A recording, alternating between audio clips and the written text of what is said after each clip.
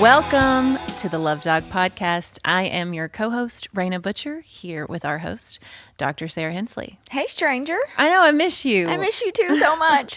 We don't ever get friend time. We were talking about that, and we didn't even get to ride together today. I know. Because I had to come set up the set. Look at our set, Our guys. studio is so beautiful. Our set is amazing. I am so impressed with us, honestly. Me too. We're officially official. And it feels really good. It feels. Yeah. I'm really proud of us. I know I say it a lot, but I'm going to say this too. We couldn't do it without you guys. Yes. We could not do it without you guys. We are so thankful for our loyal listeners. Yes. But it feels good to like have our logo, and it's really girly and cozy. It's so pretty and like elegant, and feels fresh. And y'all need to check it out on YouTube. Yeah. So or you can see, better yet, you need to check it out on our Patreon's account, because now we have one. Yes, and it's patreons.com/thelovedogpodcast. So go check that out, because now I'm not going to be posting the full video episodes on YouTube. You have to be a Patreon subscriber in order to get the full visual. Sorry, guys, we're moving up in the world. What can I say? Yeah, I mean, it is what it is. Right. But we hope that with season 2, we're going to have just so many awesome things to offer you guys. We have some amazing guests lined up. We do. Yeah. I'm really excited. But for this one, we want to start with just us. Yes. And we're going to do series. This series is our Sex and Intimacy series. So season 2, episode 1 for Sex and Intimacy, we're going to talk about how each attachment style deals with sex and intimacy. Yes. So where do you want to start? Which one? Well, let's start with the anxious-preoccupied and work our way back. Okay. So if you watch the episode on the anxious-preoccupied or listen to the episode, we kind of went through the fact that these folks are very boundaryless people and very codependent people. And they're very hyper-focused on, what does my partner need from me? How can I be more or better or enough of what my partner wants? Because they deeply fear abandonment. And so in terms of sex, usually that means that they are open to whatever, because they are so concerned with making sure that their partner is happy so that they don't end up abandoned. Yeah. And I have met some anxious, preoccupied folks, and they've talked to me about how, you know, I often don't want to have sex with my partner, but I do it because I know that it's what makes them happy, and, you know, I don't want to be cheated on, et cetera, et cetera. And I mean, I remember going through that in my first marriage too, and I think that can absolutely be something that the fearful avoidant, who's very anxious, also experiences. Yep. I feel like there's some crossover with There those is. two. There is, and there's crossover with the DA too, right? Because FAs have some wound of the anxious and some wounds of the avoidant. Right. But they are usually kind of, like I said, just down for whatever, and they usually allow their partner to take the lead and really focus on making sure that their partner is satisfied, but at their own detriment of their own satisfaction. Yeah, I think it can be really dangerous, because I think what it could potentially lead to is the more anxious partner maybe agreeing to some taboo things that they don't really want to do. And I know I experienced this in my relationship. And then it leads to the whole vicious cycle of shame, Internalized and guilt, shame, and not feeling emotionally safe sexually with your partner. And so I think for the more anxious of the attachment styles, it can just be so detrimental to the relationship, of course, but also to the relationship to self. Absolutely. Absolutely. It does cause a ton of internalized shame when you cross your own sexual boundaries. And so I think it's important for our listeners to understand that you have to have your own personal physical boundaries, and there should be no shame attached to those things. If someone wants to push those, that's fundamental incompatibility, right? Because I mean, and then people want to come back with the whole like biblical, you know, be submissive to your husband type of thing. And I think that gets taken so much out of context. Yeah.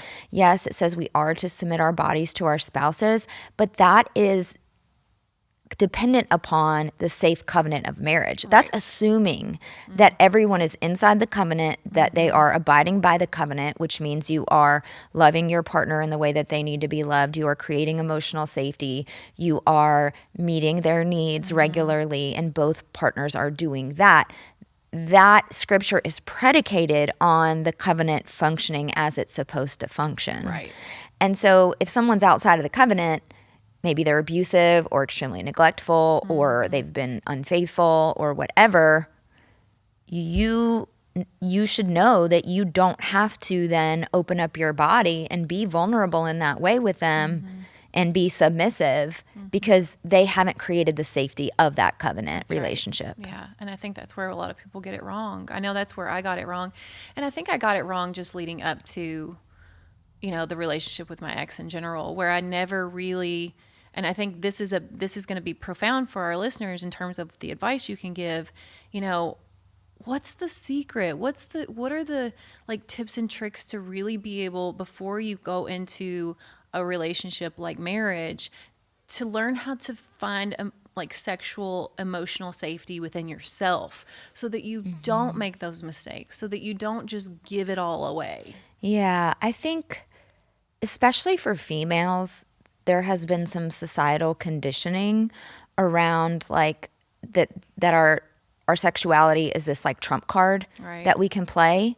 And so if you are not able to get the attention or affection from the male partner that you are interested in, then pull out the trump card, right? Because that's going to give you some connection because, statistically, men are more likely to have more sexual partners and to be open more sexually to having sex outside of close relationships, etc. But that's a dangerous game to play. You have to be able to really know what you feel comfortable doing if there is an uncertain outcome, like if you're not married to the person. Right? So, when I was dating my husband, I pretty much told him, we're not doing anything sexual until we are an official couple, because I just did a lot of healing work. I went through the hardest time of my life. Yeah. And I'm just not willing to test out how resilient I am in that area, right? I'm not willing to go backwards. I'm not willing to go backwards. And, in my walk with God, I even told him I wanted to wait until marriage, and he was okay with that. I remember. And it was something that felt really beautiful because here's the thing. It's like, and I'm not trying to dog on the men here, but a lot of men, and there's actual science behind this, which is really incredible, that report that they don't know in the beginning of a dating relationship if they actually like the girl that they're dating or if they just want to sleep with her. Right. Like they can't differentiate it. Interesting. Yeah, because they have their hormones levels in the beginning of dating relationships are very high, specifically vasopressin, which is a hormone that is the protector hormone. It makes a man sort of want to claim a woman, right? And so they have that like churning, right? And so they have this like, oh, she's mine, like caveman type reaction going on in their body. But then all of a sudden when they have sex, vasopressin declines. And then they get this like clarity of like, oh, maybe I don't really feel that way about her. Really that into right. her. And then we have someone, let's a female, whose oxytocin, which is the female bonding hormone, rises during sexual intimacy. So we have a real mismatch there, right? For men, their vasopressin is decreasing while a woman's oxytocin is increasing. So there was actually in the research a really strong moderating factor in this relationship between vasopressin and sexual intimacy. And that was, is there a previously established emotional connection present? And I think that actually prevented vasopressin from really declining. So if the emotional connection was established first, vasopressin didn't plummet. Teenagers need to listen to this yes, episode. right? And so I find that to be really interesting. It's very interesting. Because that just... it really aligns with like wait. Yeah, wait. Hold out. Hold out, girls. Yeah. And yeah, guys too, hold out. Respect yourselves too. Yeah. I'm not saying there's not women out there that are just out, predators and trying to. Yeah, absolutely. There definitely are. I definitely believe that right. there are. And I think more women tend to be anxious preoccupied, or I should say more anxious preoccupied folks tend to be women. So I think there's a correlation there as well, that attachment style is particularly at risk for crossing their own sexual boundaries, for having sex too early than they're comfortable with. Putting a high emphasis on sex too, I think. Yes.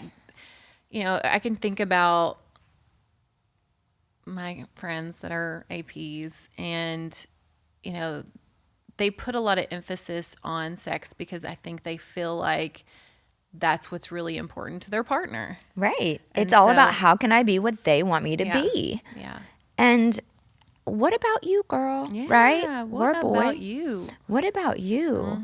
What feels good to you? What feels comfortable to you? And then there's also some data that suggests that this attachment style is less likely to speak up about their sexual wants and needs in terms of inside of the sexual relationship, what makes them feel good. Right. They're more concerned again about, I don't want to hurt my partner's feelings or be honest with them if, it doesn't feel good to me. They just kind of let whatever happen. They don't even know. Right, They don't even realize it. Like, they don't even realize they're not even meeting their own needs. Yeah, Because a lot they're of them so aren't. consumed with, they just think that they're chameleons. They are very much chameleons. I will step into a relationship as an anxious preoccupied, and I very much, all of my attention is on, okay, how can I twist myself into the right shape of pretzel for this person? Yeah. You like this? Oh, I like that too. Yeah. Yeah. Right. Even if you've never done it before. Right, Oh, yeah. I like that too. Yeah. And I mean, I have witnessed this. Yes, it's sad. specifically with some friends that are in that dynamic. So what about we've kind of covered the fearful avoidant because I think little there's some bit. overlap there. Yeah, so they have very high trait variability. So we have fearful avoidants that lean more anxious. We have ones that lean more avoidant. However, they tend to act in opposition to their partner. And they can flip-flop, right, depending upon what's going on in the relationship. I would say more anxious FAs, if they feel like their needs are being met and they feel like there's a degree of emotional safety, they're much more comfortable in their own skin sexually because they have a lot of how do I want to say this? They're very in touch with their own internal emotions. Yeah. And they understand their own complexity, right? And so they can kind of be more honest about what do I want, what feels good to me. Right. They're more likely to be able to hold up a sexual boundary or to just say, no, I don't prefer that, or I want this, or I want that. And I feel like I've been able to experience that now that I'm in a secure relationship. Yes, absolutely. I've been able to speak up and really talk about what feels good to me. Right. Yes, absolutely. And that's really important. Now, when a fearful avoidant jumps into their avoidant side, they're very deactivated. They are then kind of cut off and suppressed from their own emotional experience. They're often very unwilling to participate in a sexual relationship because if they have gone into that deactivation, it's because they have felt emotionally unsafe. It's because they have felt that betrayal wound really kick up, and things usually are not going well in the relationship.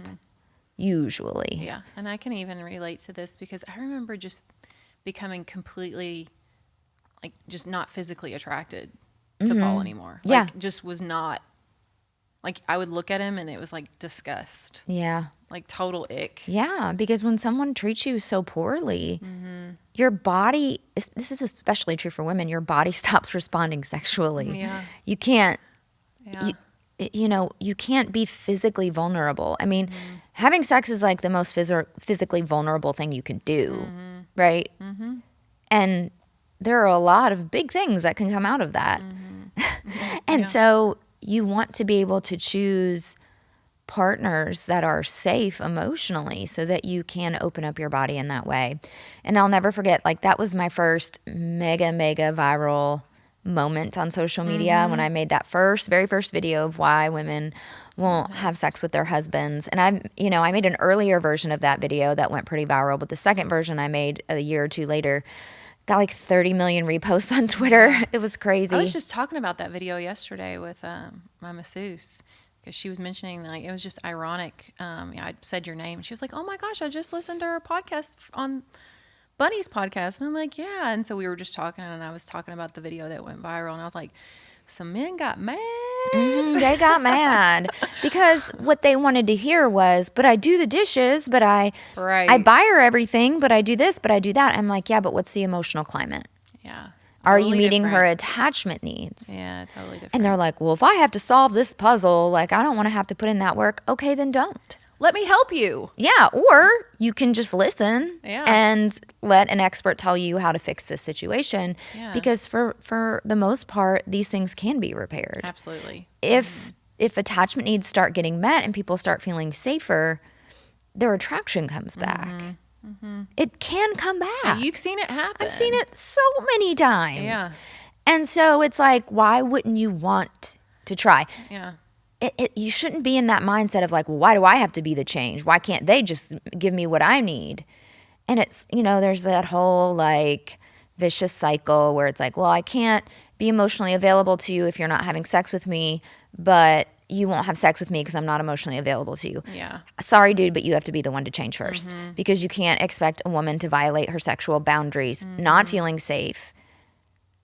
Emotional safety has to come first. So I hate to say it, but if that's the situation, you need to provide more safety emotionally. You can't expect them to just like cringe through having sex and feeling their bodily autonomy being totally violated. It feels like rape. That's what they report. That's what my clients report to me when they actually do cross their own boundaries in that way. Absolutely. I can attest to that as well. Yeah. And so like that's psychologically damaging. Yeah, it is. And so I don't understand that mentality of no, she needs to give it first. And again, this can be in reverse. I have seen women come and say, my husband won't touch me. I've had plenty of clients that say that. And so it's not just women that are shutting down sexually. Men can shut down sexually as well. And particularly not fearful avoidant, but dismissive avoidant men often shut down sexually over time. Absolutely. I've heard that too. And the reason that is because they kind of feel like sex becomes just another expectation, and they're very triggered by having expectations placed upon them. And they're very much focused on keeping their own autonomy and their own independence, and they don't want to feel coerced or forced or pressured. Right. And so if they have a partner that they feel like starts to pressure them sexually, oftentimes they'll shut down and they'll go cold sexually. Makes sense. I mean, it doesn't, I think that just shows that, the male can have very similar experiences in terms of not feeling emotionally safe and not wanting to. Yeah. But they're the least able to describe why they feel emotionally unsafe. Like if their partner's like, well, what's the deal? They can't really put words to it. They're like, I don't know. I don't need it as much as you do. Or, they'll almost blame shift back to their partner. Like, well, you just want it too much, or you just, we're getting older and we don't, that's just not how it is anymore. But actually, the research shows that, and of course, correlation doesn't equal causation, but the happiest couples, even up into their 70s and early 80s, are having sex 2 to 3 times a week. Dang, Grandpa, get it. Get you some. Yeah. Damn, Granny. And my husband and I joke about that too, that we're going to pre-book our retirement home experience somehow. We're going to try to find a way to prepay for like a nice Florida retirement home. Right. And just put us in the same room. And we're going to be doing it like rabbits. Make sure you have privacy. Yeah. I hope I experience that too, and I think that that's really the way that it should be. As you grow older and you grow closer and you grow more intimate, sex should become more often and more enjoyable. I think because, I mean, of course we face physical limitations. Both men and women face physical limitations. Right. Women struggle with, thinner vaginal skin and vaginal dryness as a result of dropping estrogen, and that can make sex really painful. And also during perimenopause and menopause, women's sexual desire tends to drop some. But again, there's lots of natural remedies for that. There's prescription and medical remedies for that. If you seek knowledgeable providers and you kind of keep working at it, those things usually can be turned around. Yeah. And so the physical limitations of aging shouldn't hold us back. We should be able to use what's available to us to, assist with those issues. Of course, men are more likely to face things like ED with higher blood pressure and taking blood pressure medication that can have ED as a side effect, or, just growing older. I think there's so much more though with, sex and intimacy than obviously just the physical aspect of it. So, even for people, I think maybe experiencing some of those physical ailments, I'm by no means a sex expert. But, there's just so many other ways that you can physically connect without the actual penetration. Yeah. I've had several couples that just do naked time together, like naked cuddle time together. Oh, God. Hold on. I have to tell a side story because this makes me think of something that just makes me laugh. Because you have to know my dad, which Sarah does. Oh, gosh. But you have to know my dad, who has absolutely zero filter. None. But love you, Rick. Yeah, we were talking one day. It was him and his wife, Suzanne, and Josh and me. And they were at the house, just having a lovely conversation. And my dad randomly chimes in and was like, yeah, so we've been doing something new. He's like... We've been doing naked Sundays. And I was like, oh my gosh, Daddy, that's TMI, no matter how old you get, you're like, TMI. He's like, no, it's been real great, real invigorating. And I was like, well, just remind me not to stop by on Sundays. And so it was really funny because Josh, after my dad left, Josh was like, those naked Sundays, that sounds like a pretty good deal. Like, can we maybe do that? And I was like, absolutely not, because my dad has ruined it for me now.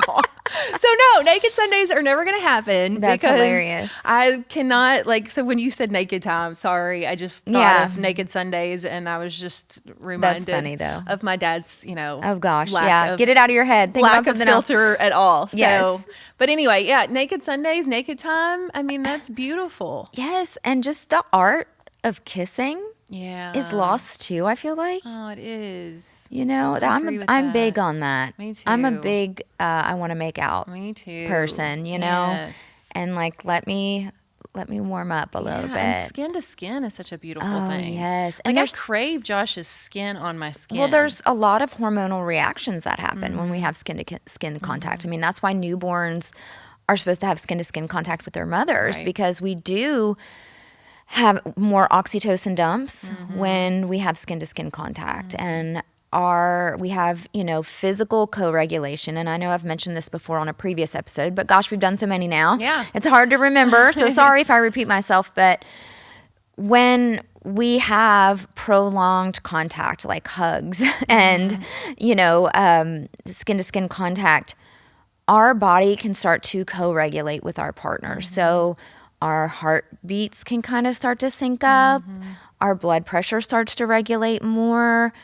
We feel a real deep relaxation of the nervous system.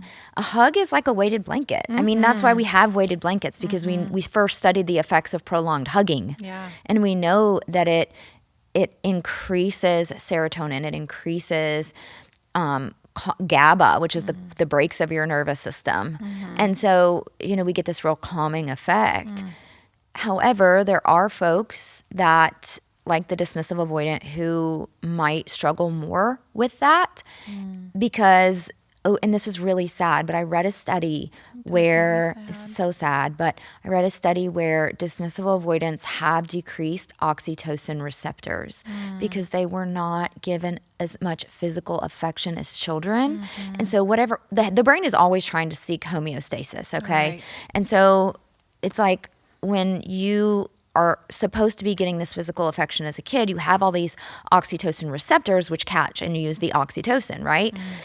And then when you aren't pumping out as much oxytocin because you're not getting physical affection, your brain just reduces the number of receptors. And so then if you start trying to get it as adults, you don't get the benefit of it, and it almost feels bad to you because you don't have the receptors that are actually using the oxytocin that is being pumped out. That's Isn't that crazy. sad? It's sad, and it's just crazy how the human Hug body your works. kids, man. Yeah, hug your kids. Kiss your kids, hug your kids. Co-sleep with your kids. Yes. Don't let anybody tell you that's bad. That's I co-slept right. forever. Yes, I did too. Yeah, and I don't have any regrets there. No, absolutely not. Yeah. So Yes, we are actually meant to co-sleep with our kids. We are one of the only societies one of the only societies that do not sleep. Yeah. Now, it with our might kids. affect your sex and intimacy with your It husband. can, and you'll have to get more creative. Yeah. There's a double-edged sword there a little bit, but But I think there's been this whole medical scare of you can't put your babies in the bed with you. And yes, of course, there might be some risks, but there are safe ways to co-sleep. I mean, they have the side little beds now, or, and I think or even a bassinet next to your bed. And then when they're past that stage, stick them right in there with you. Yeah, and ultimately it's just whatever works for you. You know, if it works for you and it works for your family and it makes sense for you and it makes sense for your family, then that's the right answer. Like, don't let society or anybody else tell you that it's wrong, because I do think that it could probably affect sex and intimacy with, your partnership, your partner, when you do have, children climbing in your bed. But like you said, you just kind of got to get creative. Yeah. So give them a bed, and then they'll never use it, and then sneak into their room while they're asleep in your bed and have sex in their room. Yeah, exactly. Because they're not sleeping in that bed anyway, so it doesn't matter. Yeah, that's what you got to do. You got to get creative. Or, I don't know, take a drive. Get a babysitter, whatever, Whatever it takes. There are ways. There are ways. Because I know that, that kind of brings up another subject, because I think that, younger couples who are, new parents, and maybe they had this really exciting relationship beforehand sexually, and then all of a sudden there's this child or children, and sex kind of plummets. Yeah. And that's hard too. Yes. I mean, postpartum is extremely difficult. And obviously being a new mother can be extremely difficult. Nobody can prepare you for what it's like to have a kid. No. Nobody. So for those childless people out there that are like planning to have children, nobody can prepare you for it. Sorry, your dog doesn't count. I hate to tell you that. It does not count. It doesn't. Nobody can prepare you. I love my pets, but it's just not the same. Right. I remember I was with my brother one time, and I don't know what we were doing. We were visiting each other, and he was telling me this story about his neighbor and how they were like a really young, yuppie couple, like in their early 20s. And my brother had just had his first baby, my niece. And of course they were in the thick of the newborn baby stage. And they were like, oh yeah, like we're thinking about having kids, but we've had a dog for like 2 years. And, so we feel like fully prepared. And my brother was like, yeah, but if your dog gets hit by a car, like you're going to get over it and be okay. If your kid gets hit by a car, like you're never going to be the same. Yeah, you're never going to get over it. It's not the same. No. It's not the same. And not just like, again, the body for the female, who gives birth, like the body goes through something. I think that's it's a whole different level. I mean, listen, parenting, which we've done episodes on, and that's not what this episode is about, but nobody prepares you for any of the stages. No, you can't. You have to just go through it yourself and be like, dang. It's brutal, man. It's brutal. My son graduates in a week, guys. And this episode is not about parenting, but I just want to give a shout out to all the parents that have graduates this time of year and are in this season of life where you're having to let go. And I'm just giving you a virtual hug, because you just don't know till you know. But you know what? Now you and Josh can just do it whenever you want. want. Because your kid's not going to be anytime. That's exactly right. You can have the naked time. That's right. There's no random garage door opening, and my son, because our room is right off, the front door. Right. And so we have to always be very careful. Yeah. Yeah. Yeah. I know. We got 4 kids. Oh my gosh. We have to turn up the TV so loud and then just be really quiet. Yeah. To not traumatize our children. And obviously lock the door, and we wait till they go to bed. But still, I mean, you never know. The walls, you never know. They talk. You never know. I mean, and of course we have little ones, but we have a rule, like you have to knock and be invited in. That's everybody's rule. We have a major privacy rule in our house for all the kids, and that it means it's the same for us with them and them with us. Everybody knocks and has to be invited in, because everybody deserves their privacy. And so if you do have kids and you're struggling with your sex life, once they get old enough to know a boundary of no, you have to be invited into somebody's room. Everybody's bedroom is their private space, and everybody has the right to their privacy. I think that's a great rule. I think that is a beautiful boundary. It is. Because and they get a consequence if they barge into nobody their... wants to be traumatized. No. Either way. No, and I mean, because no. interesting enough, I have stories for both. No. Yeah. I I walked in on my son. Yeah, it was just like, I can't explain it. The only thing I wanted to do afterwards, and I know Gouge your eyeballs out? I wanted to like punch a wall. I don't know. I wanted to like run my fist through a wall.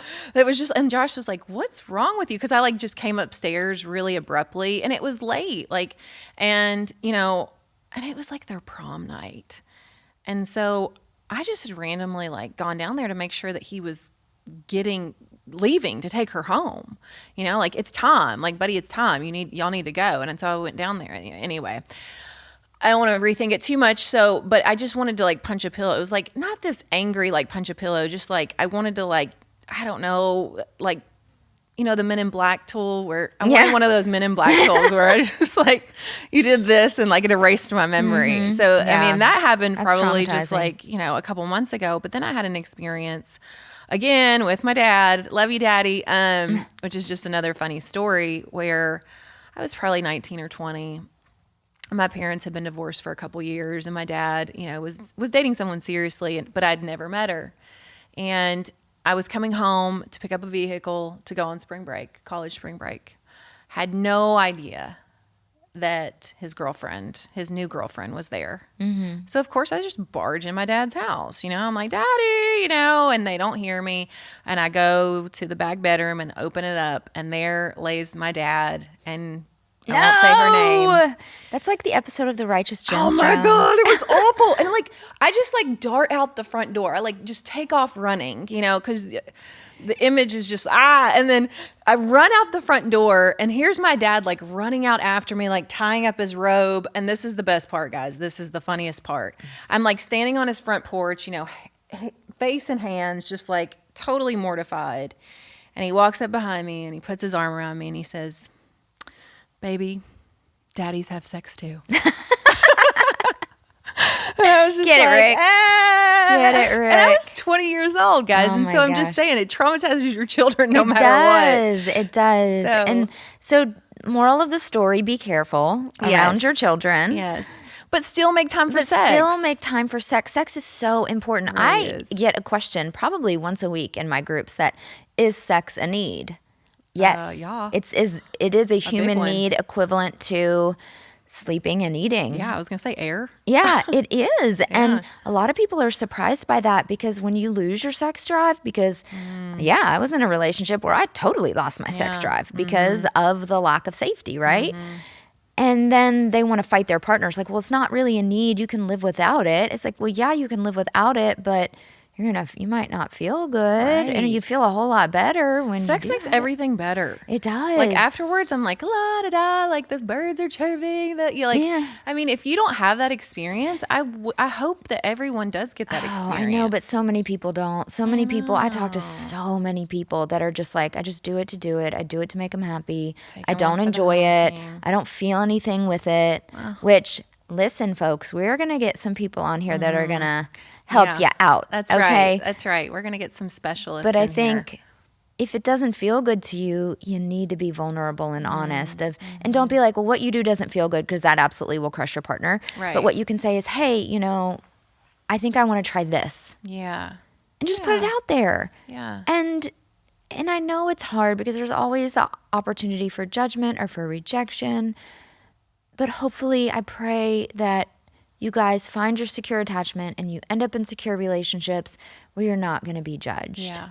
And that's the kicker, right? Like that's the point of it all, is like, because when you really talk about past the physical part of sex, the intimate part of sex, like it really takes safety. It does. And security. Yes. And it takes one secure partner coming together with another secure partner. Right. And that's why achieving your attachment security is so important. Right. Because when you're secure, you do crave sex with your partner. You crave that intimate connection that only sex can bring. And yes, I mean, oh my gosh, my husband and I are extremely emotionally vulnerable. Like I've told him my deepest, darkest secrets, and I know his deepest, darkest secrets. And we've really had a lot of deep, deep emotional intimacy. But the sexual intimacy brings something else to the table that emotional intimacy just can't bring. It's like what separates you from as being a friend. Right. Right? Yeah, it's like it exactly. separates. So if you're in a relationship and you're not having sex or any kind of sexual contact, then you're friends. Right. You're just, You're friends. You're buddies. Yeah. Yeah. Very true. And so that confuses me when people are like, well, is it necessary? Yes. Otherwise, you're in a roommate situation that you just might really like. I've always felt like the physical part with Josh is really, there are many things that make us one, but it's like the ultimate thing that makes us one. Of course, and that's the way God designed it. Yeah. And like that's when I feel just like where it all comes together is in the bedroom. Yeah. You know? Oh, yeah. And where it all feels like home and it feels good. And isn't your husband so happy afterwards? Oh my God. Men are so freaking happy after they have sex. They like literally will kick their heels up in the air. Yeah. I mean, it changes my mood too. Of course. I mean, of it course. really does. It's even in the times where I might be too tired, you know, or like afterwards, I'm like, I'm so glad we did that. I never regret it. No. Like I might not be like at first be like, yeah, like I'm tired or, you know, I've been working out really hard. I'm really sore or whatever. But then it's like, once the ball gets rolling, then I'm just like, I'm all good. Yeah. I'm so glad we're doing this. Why don't we do this more often? Exactly. Like, we always ask each other that question. We're like, after it's over, we're like, why don't we do this more often? It's like we don't see each other that much. Maybe that's why. Your guys' scheduling issues. Like we're like, we're just, I mean, sometimes it just works out that way. It's better now that he's on days, of course, but because, I mean, that's a really important thing. Like actually going to bed with your partner. It's huge. And that's one of the things that I often tell my clients to do in terms of intervention is get up together and go to bed together. Have a routine in the morning together and have a routine in the evening together. And I know that you may have a different sleep schedule than your partner, but you can still make it work. Like my husband and I, we get ready for bed together. We get in bed together. We have some time talking or, sexy time or whatever it is. Pillow talk usually leads to sexy time. Yeah. He's asleep in like 5 minutes and I will stay up and watch TV because I never ever, you know me, I never get alone time ever. No. The only time I am ever alone I'm getting really sick of it because is in my car. I'm going to start being selfish with you. I know. You're going to be like, come here. Donald, leave her alone. I just want 1 hour of shopping. 1 hour of shopping with my BFF. Oh my gosh. We tried to go shopping on Mother's Day and my oldest was calling me off the 32 minutes hook. later, people are calling 32 minutes of alone time is what I got. Or Gabby's calling Sarah, Donald's calling Sarah, and I'm just like, no, I would never get mad at that. But no, never. Yeah, no, I love my peeps. I love my family. I understand it. But sometimes it is nice to have friend time. Yeah, you need friend time. You need a balance in your marriage. You need a balance in your life. And my life is just, I'm in a season with all these kids. So it's good. It's all good. But and I'm in a season of letting my kid go. Yeah. And I can't wait till we're in the same season. I know. Well, you got a long wait, baby girl. 11 more years. I know. What am I going to do for 11 years? Travel, whatever the have a lot of sex. Yeah, literally whatever Don't get pregnant. you want. Yeah, I'm not going to get pregnant. Don't worry. Josh and I did think about that, but I finally let that go. I'm good. Okay. I'm good. Yeah, you changed your hair color for a while. That got you through it, I think. Yeah, I changed my hair color, getting some extensions, anything. Yeah, I know. I have a lot of couples who are very much one person wants to have another child and the other person definitely does not. And it is a huge point of contention. Yeah, I get and a it. lot of times the other person doesn't want to have a child because the marriage isn't good. Yeah. Right? Yeah. And I think there is a drive for the person wanting the child kind of thinking it's going to make things better. When it doesn't, it makes things worse because any outside stressors pull from your self-regulatory gas tank, and self-regulation is at the heart of secure attachment. Regulating your own nervous system allows you to present as a secure person instead of someone who launches into a trauma response when they're triggered.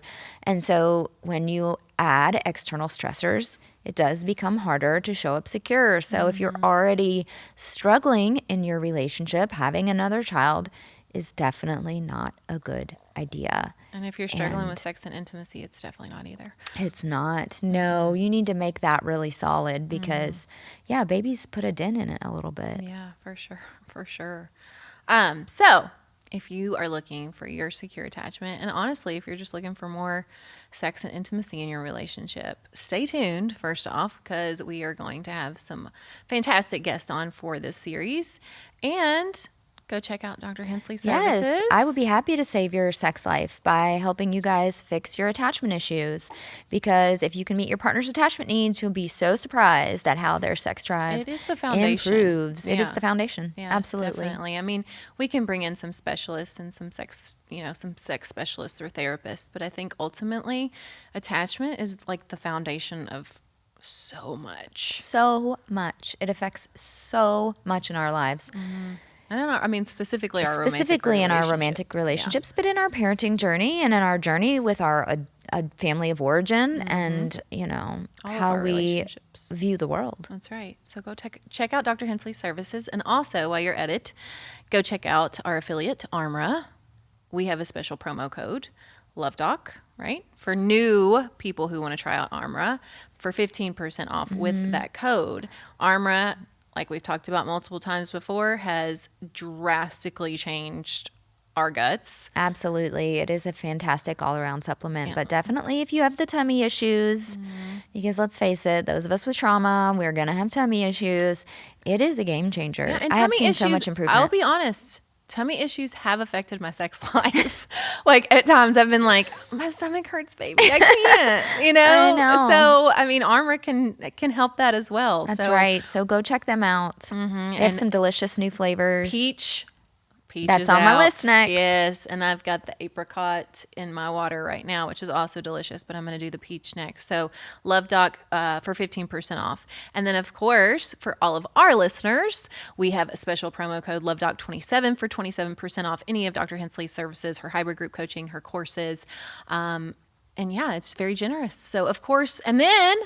we finally, I'm not going to lie, guys, I'm still figuring it out, but we do have our Patreon's account. And so go check that out as well at patreons.com/the LoveDoc podcast. Yes, Raina's like texting me at like 10 at night. Did you get a code? Yeah, I know. I'm setting up our Patreons. I'm like, why are you working I know, at 10 o'clock? because this is my life. Like I usually start working, like I run all my errands, in the morning, like I go work out and I like run my errands and then I come home and sometimes it's like not till 1, when I Hey, first get that is started. the blessing of Oh having my your own gosh, business. it's beautiful. I mean, Josh and I pillow talk last night. We were talking about just how grateful it is to be able to live this life where I get to make my own schedule and work when I can and work when I want and, ultimately get to change people's lives while I do it. It's just such a beautiful gift. Yeah. And I never want to take it for granted. And I'm just so, so grateful. I even told Josh, I was like, if I ever have to go back to like the life I lived before, I might die. Ew. I might physically die. I know. I was thanking God on the way here, just like, thank you, God. You gave me such an amazing life. And I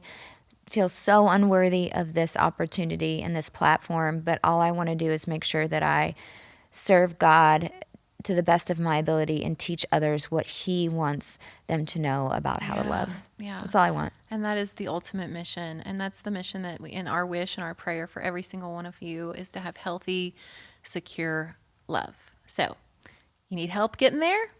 Go check out Dr. Hensley services at the Be LoveDoc. glad to help you. thelovedoc.com. And please, guys, continue to tune in. And until next time, peace, love, and perspective. Don't give up.